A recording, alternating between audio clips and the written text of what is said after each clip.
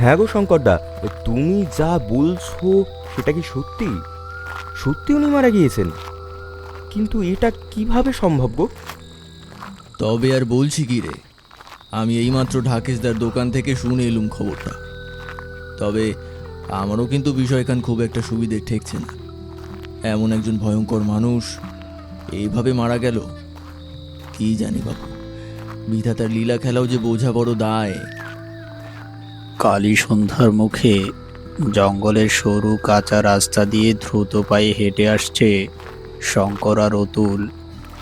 সন্ধ্যার পর এই রাস্তা দিয়ে খুব একটা চলাচল করেন না বিষ্ণুপুর গ্রামের মানুষজন। সেজন্যই চারপাশ থেকে ভেসে আসা ঝিঁঝির ডাক আর দূরে শেয়ালের চিৎকার শুনে যেন বুকের ভেতরটা কেঁপে উঠছে অতুলের। কিন্তু শঙ্করদা, ঋষভতান্ত্রিকের মৃত্যুর খবরটা মোড়ল মশাইকে জানানোর পর আমাদের এদিকে আসাটা উচিত ছিল না? তোর কি মনে হয় খবরটা এখনো মোড়ল মশাইয়ের কানে গিয়ে পৌঁছয়নি? এসব বাদ দিয়ে দ্রুত হাঁট দেখি, এই জঙ্গলের রাস্তাটা দ্রুত পেরিয়ে যেতে হবে। বিষ্ণুপুর গ্রামের মানুষের কাছে ঋষভতান্ত্রিকের নামটাই ছিল যেন এক আতঙ্কের। বহু বছর ধরে গ্রামের নিরীহ মানুষদের তন্ত্রমন্ত্রের ভয় দেখিয়ে নিজের ক্ষমতা বাড়িয়ে চলেছিল সে। গ্রামের বহু যুবতী মেয়ের নিখোঁজ হওয়ার পেছনেও তার নাম জড়িয়েছিল বলে গোপনে কানা ঘোষা চলত।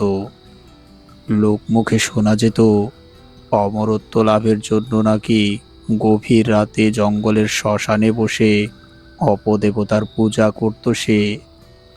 তবে তুমি যাই বলো দাদা, এই ভণ্ড বুড়োটা মরে যাওয়ায় আমার কিন্তু মনে মনে বেশ শান্তি লাগছে।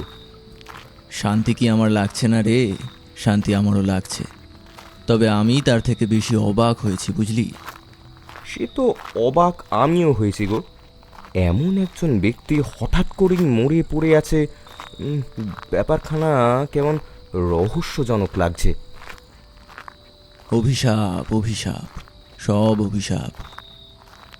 এমন এক ভয়ঙ্কর মানুষ হঠাৎ করে মরে যাওয়ায় যেন পুরো গ্রাম জুড়ে নেমে এসেছে চাপা আতঙ্ক। কেউ বলছে এটা অভিশাপ, কেউ বলছে কোনো অশুভ শক্তির কাজ। আর সে রহস্যের টানেই ভয়কে উপেক্ষা করেও ঋষভতান্ত্রিকের বাড়ির দিকে এগিয়ে চলেছে শঙ্কর আর অতুল।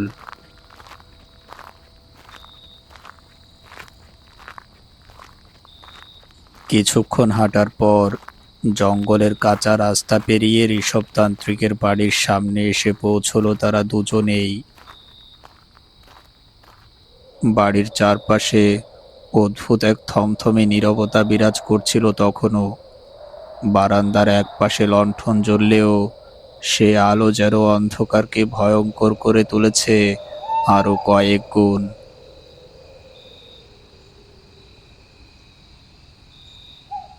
বাপরে, লোকটা কেমন ভয়ঙ্কর ছিল বলো!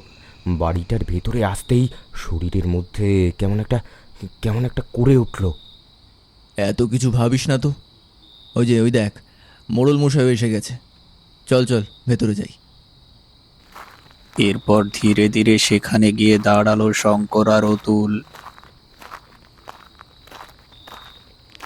বারান্দার মাঝখানে মাটির উপরে পড়ে আছে ঋষভতান্ত্রিকের নিথর দেহ। মুখটা ভীষণ কালছে আর চোখ দুটো কেমন যেন অস্বাভাবিকভাবে বড় হয়ে আছে তার।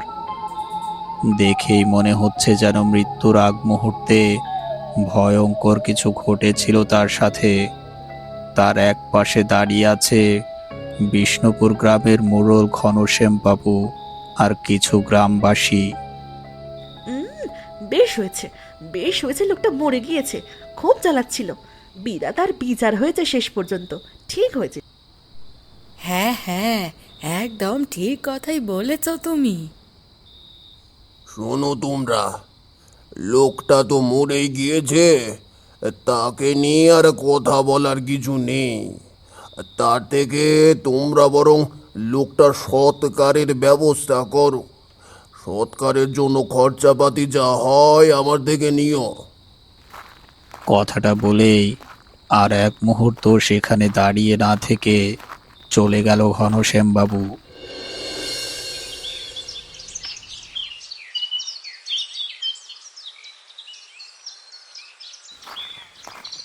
ভোরবেলা প্রতিদিনের মতোই নদীতে মাছ ধরতে যাওয়ার জন্য জাল কাঁধে নিয়ে কাঁচা রাস্তা দিয়ে হাঁটছিল খগেন। চারপাশে তখনও পুরোপুরি আলো ফোটেনি। ঘন কুয়াশার চাদরে ঢেকে আছে রাস্তা আর জঙ্গলের পাশটা। দূরের জঙ্গল থেকে মাঝে মধ্যেই ভেসে আসছে শেয়ালের ডাক। এরই মধ্যে হাঁটতে হাঁটতে আচমকা রাস্তার ধারে কিছু একটা পড়ে থাকতে দেখে সেখানেই থমকে দাঁড়ালো সে। কি কি ব্যাপার? ওখানে ওটা কি পড়ে আছে?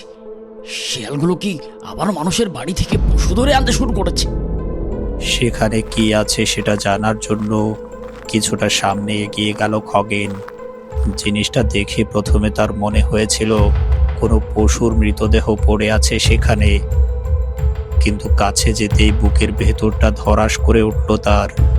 কারণ রাস্তার পাশে ছিন্ন ভিন্ন অবস্থায় পড়ে আছে একটা মানুষের লাশ।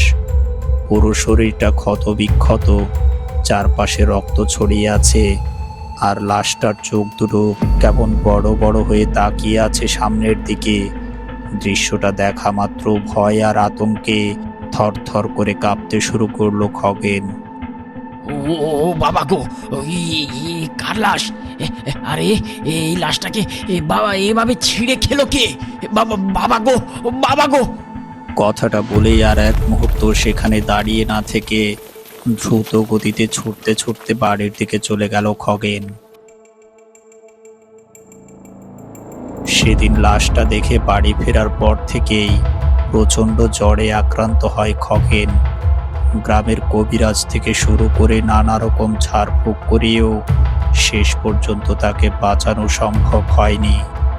আর খগেনের মৃত্যুর ঠিক পরপরই আবারও একইভাবে পরপর দুদিন গ্রামের বিভিন্ন জায়গায় ছিন্ন ভিন্ন অবস্থায় এভাবে লাশ পড়ে থাকতে দেখে গ্রামবাসী।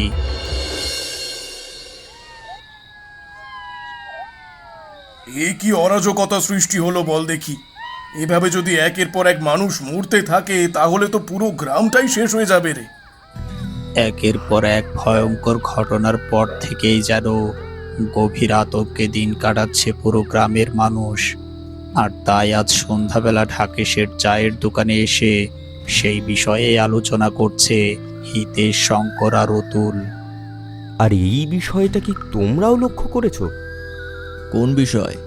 তুই আবার কোন বিষয়ের কথা বলছিস অতুল? এই যে ঋষভতান্ত্রিকের মৃত্যুর পর থেকেই এসব শুরু হয়েছে, সেটা তার চলে যাওয়ার পর নিশ্চয়ই কোনো অশুভ শক্তি জেগে উঠেছে।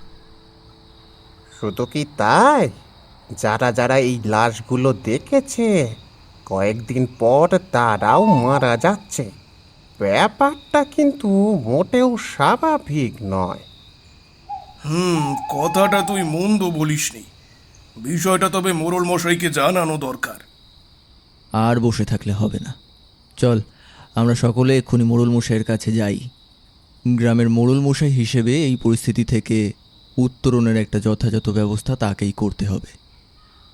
শঙ্করের কথাটা শোনা মাত্রই একে অপরের মুখের দিকে তাকালো তারা সকলেই। তারপর ধীরে ধীরে বেঞ্চ থেকে উঠে দাঁড়ালো তারা। দাদা, এই তোমরা একটু দাঁড়াও, হ্যাঁ? এই দোকানখানা বন্ধ করে আমিও যাচ্ছি তোমাদের সাথে। একে তো সন্ধ্যা পেরিয়ে গিয়েছে, তার উপর গ্রামের এমন একটা পরিস্থিতি। আমি আমি আর এখানে একা একা থেকে কি করব বলো?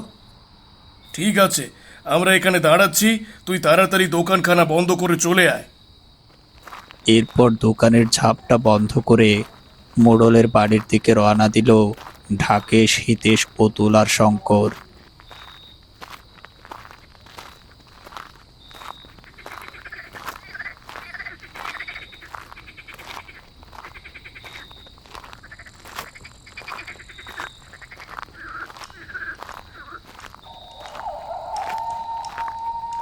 বেশ কিছুক্ষণ হাঁটতে হাঁটতে ঘনশ্যামবাবুর বাড়ির সামনে এসে দাঁড়ালো তারা চারজনই।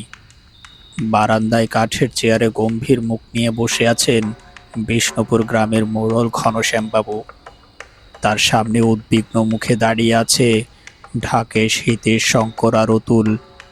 সেখানে দাঁড়িয়ে দাঁড়িয়েই এক এক করে গত কয়েকদিনে ঘটে যাওয়া সমস্ত ঘটনাই ঘনশ্যামবাবুকে খুলে বলল হিতেশ। হিতেশের মুখে সবকিছু শোনার পর থেকেই এক গভীর চিন্তায় ডুবে আছেন তিনি। এবার আপনিই বলুন মোড়ল মশাই, এখন আমাদের কি করা উচিত? এভাবে চলতে থাকলে তো পুরো গ্রামটাই শেষ হয়ে যাবে। হ্যাঁ মোড়ল মশাই, আর তাছাড়া আমরা তো এখন সন্ধ্যা পেরিয়ে গেলেই ভয়ে বাড়ি থেকে বেরোনোর সাহস পাচ্ছি না। একে একে সকলের কথা মন দিয়ে শুনে কিছুক্ষণ চুপ করে বসে রইলেন ঘনশ্যামবাবু।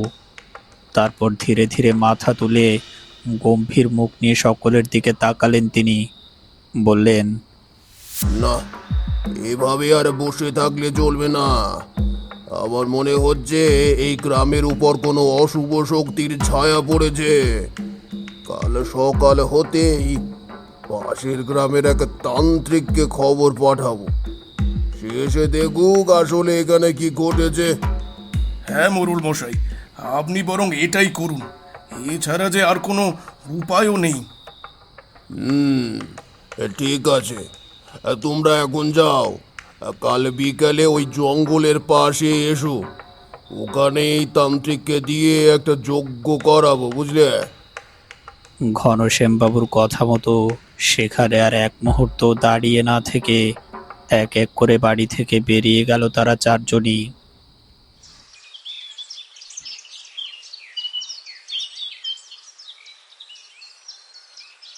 পরদিন সকালে ভৈরবতান্ত্রিককে খবর পাঠালে দুপুর নাগাদ ঘনশ্যামবাবুর বাড়িতে এসে উপস্থিত হয় সে। তারপর ঘনশ্যামবাবুর মুখে পুরো ঘটনা শোনার পর থেকেই সেটা নিয়ে নানান চিন্তা ভাবনায় মগ্ন হয়ে যায় সে। এরপর বিকেল হতেই গ্রামের একেবারে শেষ প্রান্তে জঙ্গলের ধারে এসে মাটির উপর যজ্ঞের কুণ্ডলী তৈরি করে সে। তার চারপাশে ছড়িয়ে রাখা হয়েছে তন্ত্র সাধনার বিভিন্ন সামগ্রী। বাবা, আর দেরি করবেন না বাবা, সন্ধে যে হয়ে এলো, শিগগির শিগগির আপনি আপনার কাজটা শুরু করে দিন বাবা। ওং শৌং কাল ভৈরবায় নমঃ। ওং রিং বেতলায় আহ্বানং কুরু কুরু স্বাহা। ঘনশ্যামবাবুর কথা মতো যজ্ঞের কাজ শুরু করে দিল ভৈরবতান্ত্রিক। সে যত জোরে জোরে মন্ত্রপাঠ করছিল ততই জঙ্গলের ভেতর থেকে ঠান্ডা হাওয়া এসে কাঁপিয়ে দিয়ে যাচ্ছিল আগুনের শিখাগুলোকে।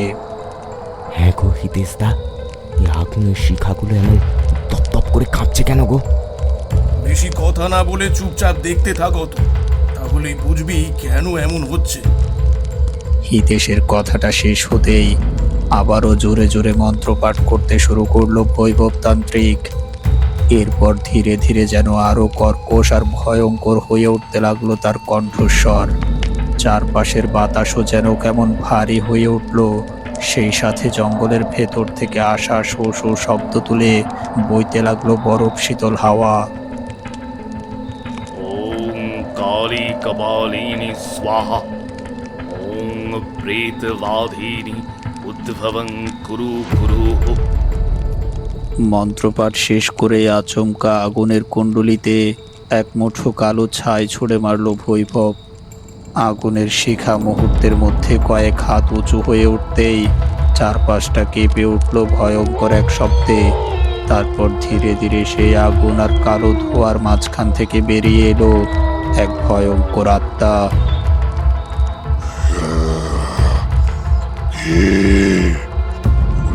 আমাকে ডেকেছিস? আর এত বড় সাহস যে আমাকে ডেকে এনেছিস? ভয়ঙ্কর সেই কণ্ঠস্বর কানে যেতেই সামনের দিকে তাকালো উপস্থিত সকলেই। আর সেদিকে তাকাতেই অস্বাভাবিকভাবে বাঁকা শরীর, বড় নখ ও লম্বা আর এলোমেলো চুলওয়ালা একটা আত্মাকে দেখে একটা বরফ শীতল হাওয়া শির দ্বারা বেয়ে নেমে গেল তাদের। আর আত্মাটাকে সামনাসামনি দেখে ভয়ে চিৎকার করে কয়েক কদম পিছিয়ে গেল গ্রামবাসীরা। ও ও, ও, ও বাবা গো, এটা কি? আর এটা কি ভয়ঙ্কর দেখতে! তোমরা একটু ধৈর্য ধরো আর চুপ করে থাকো তো। এমন চেঁচামেচি করলে তান্ত্রিক বাবা তার কাজটা ঠিকভাবে করতে পারবেন না যে। ঘনশ্যাম বাবুর কথা মতো আর একটাও কথা না বলে একদম চুপ হয়ে গেল উপস্থিত সকলেই। বৈভবতান্ত্রিক আবারও মন্ত্র জপ করতে শুরু করলো, আর মন্ত্র জপ করতে করতেই সেই লম্বা চুলের ভয়ঙ্কর আত্মাটির দিকে তাকালো সে। বলল, তুই যদি সত্যি কোনো আত্মা হয়ে থাকিস তবে এক্ষুনি তোর পরিচয় দে। কে তুই? আর এই জঙ্গলে লুকিয়ে থাকা সেই ভয়ঙ্কর পশুগুলোই বা কারা, যারা একের পর এক মানুষকে হত্যা করছে? বল, এই মুহূর্তে সত্যিটা বল।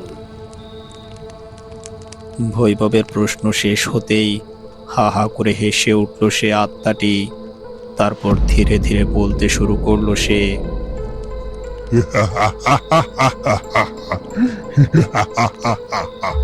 সে কি রে, আমাকে এখনো চিনতে পারলি না? আমি রেশব তান্ত্রিক। ঋষভ তান্ত্রিক? কিন্তু সে তো মারা গিয়েছে আরো মাসখানেক আগে। মারা যাওয়ার পরও সে আবারও ফিরে এলো কেন? কারণ আমি মরে গেলেও আমার আত্মা এখনো শান্তি পাইনি রে। আত্মা শুদ্ধ হয়নি? কিন্তু এটা কিভাবে সম্ভব? সেদিন রাতে তো আমি গ্রামের কয়েকজন তোমার সৎকার করার ব্যবস্থা করতে বলেছিলাম, এবং এবং আমি শুনেছি তোমার সৎকার তারা সম্পন্ন করেছে। ঘনশ্যাম রায়ের কথাটা শোনা মাত্রই রেগে চিৎকার করে উঠল সে আত্মাটা। না, সেদিন রাতে কেউ আমার সৎকার করেনি, বরং উল্টো আমাকে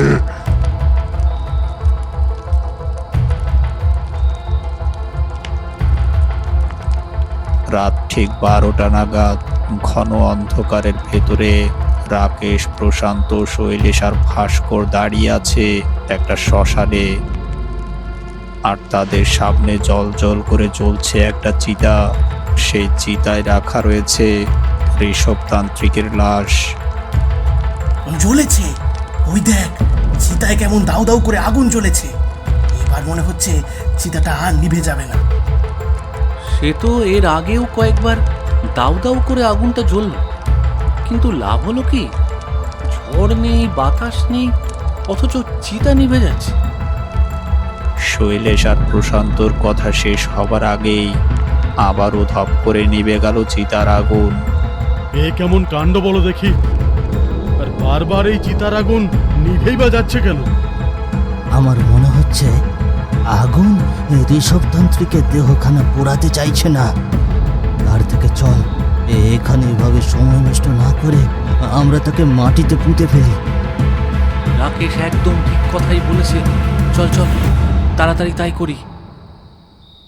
রাকেশের কথা মতো আর এক মুহূর্ত সেখানে দাঁড়িয়ে না থেকে দ্রুত চিতা থেকে ঋষভতান্ত্রিকের লাশটা তুলে নিয়ে জঙ্গলের দিকে হাঁটতে শুরু করলো তারা সকলেই।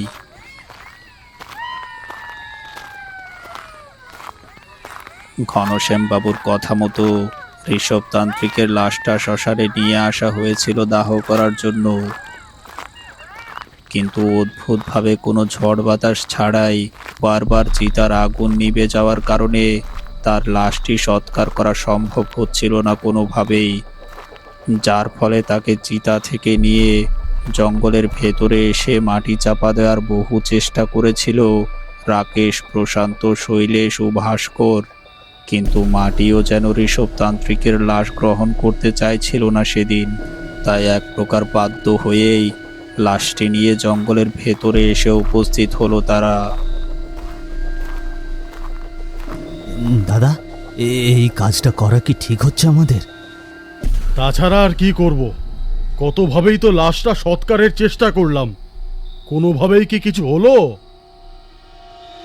কিন্তু দাদা, এভাবে লাশটা জঙ্গলে ফেলে গেলে যদি কোনো অঘটন ঘটে তখন কি হবে? আরে বাদ দাও তো, তখন যা হবে দেখা যাবে। এখন শিগগিরই এখান থেকে চলো। হ্যাঁ হ্যাঁ, তাই চলো। এখানে বেশিক্ষণ থাকলে আবার না জানি কোন বিপদ এসে ঘাড়ে চাপবে। চলো চলো। এরপর তারা আর সেখানে সময় নষ্ট না করে ঋষভতান্ত্রিকের নিথর দেহটা জঙ্গলের গভীরে ফেলে রেখে দ্রুত সেখান থেকে সরে পড়ল তারা সকলেই। তাদের পায়ের শব্দ মিলিয়ে যেতে না যেতেই আবারও অস্বাভাবিকভাবে নিস্তব্ধ হয়ে গেল পুরো জঙ্গলটা। এমন সময় আলো আধারের ভেতরে হঠাৎই দেখা গেল শেয়াল মতো কোনো বন্য জন্তু ধীরে ধীরে এগিয়ে আসছে সেই লাশটার দিকে। জন্তু দুটো খাটিয়ার কাছে এসেই লাশটার উপর ঝাঁপিয়ে পড়ে ভয়ঙ্করভাবে মাংস ছিঁড়ে ছিঁড়ে খেতে লাগলো। আর মাংস ছিঁড়ে খাওয়ার পর মুহূর্তেই তাদের চোখ দুটো অদ্ভুত আর ভয়ঙ্করভাবে জ্বলজ্বল করতে লাগলো। আমার শরীর থেকে মাংস ছিঁড়ে খাওয়ার পর সেই শিয়াল গরুর ভেতরে আমার আত্মা প্রবেশ করেছিল রে। এতদিন তো ওরা মানুষকে মেরেছে, এখন আমি তোদের মারবো। কথাটা শেষ করে আত্মাটি ভাস্করের দিকে তাকালো। সেই বিকৃত আর আগুনের মতো লাল জ্বলতে থাকা চোখ দেখে ভাস্করের শরীরটা ঠান্ডা হয়ে গেল। কোথা থেকে অদৃশ্য দুটো হাত এসে শূন্যে ভাসিয়ে তুলে গাছের কাণ্ডে সজোরে আছাড় মারল। তারপর আত্মাটি তার লম্বা ধারালো নখগুলো ঢুকিয়ে দিল ভাস্করের পেটে। গল গল করে রক্ত পড়তে শুরু করলো ভাস্করের শরীর থেকে। চিৎকার করে যন্ত্রণায় কোকিয়ে উঠল ভাস্কর। ছেড়ে দাও, ছেড়ে দাও। তার চিৎকারে কেঁপে উঠল আশেপাশের নিস্তব্ধ জঙ্গল। অন্ধকারে শোনা গেল হাড় ভাঙার শব্দ। আত্মাটি তার ঘাড় মুটকে দিতেই নিস্তেজ হয়ে পড়ল ভাস্করের শরীর। পর মুহূর্তেই সে তার শরীরের শেষ ফোঁটা রক্তটুকুও চুষে নিল। গাছের গায়ে লেপ্টে রইল ভাস্করের ধূসর রক্তশূন্য দেহ। আর তার বিস্ফারিত চোখে জমাট বেঁধে আছে মৃত্যুর শেষ আতঙ্ক। ওম কালী কপালিনী স্বাহা, ওম প্রেতবাধিনী উদ্ভবং কুরু কুরু। বৈভব যতই মন্ত্র পাঠ করছে ততই যেন ধীরে ধীরে কেঁপে কেঁপে উঠে শান্ত হয়ে যাচ্ছে সে প্রেতাত্মার শরীরটা। সেই সাথে ম্লান হয়ে আসছে চোখের মধ্যে জ্বলতে থাকা আগুনের আভা। শান্ত হ, শান্ত হ বলছি। এবার শান্ত হ হে আত্মা। শান্ত হয়ে এই বন্ধন থেকে মুক্ত কর নিজেকে। পরিশুদ্ধ হয়ে চলে যা, চলে যা তোর স্থানে। আমি যে চলে যাচ্ছি, থামাও থামাও, ছেড়ে দাও আমায়। বিকট চিৎকার দিয়ে একেবারেই নিশ্চিহ্ন হয়ে গেল সে আত্মাটা। পর মুহূর্তে একটা শীতল বাতাস বয়ে গেল চারপাশ দিয়ে। আর কোনো চিন্তা নেই, ঋষভতান্ত্রিকের আত্মা শুদ্ধ হয়েছে। এখন থেকে তোরা নিশ্চিন্তে যখন তখন পুরো গ্রামে চলাফেরা করতে পারবি। সবই ভগবানের কৃপা। এই তোমরা দাঁড়িয়ে থেকো না, এবার যে যার মতো নিজেদের বাড়ি চলে যাও।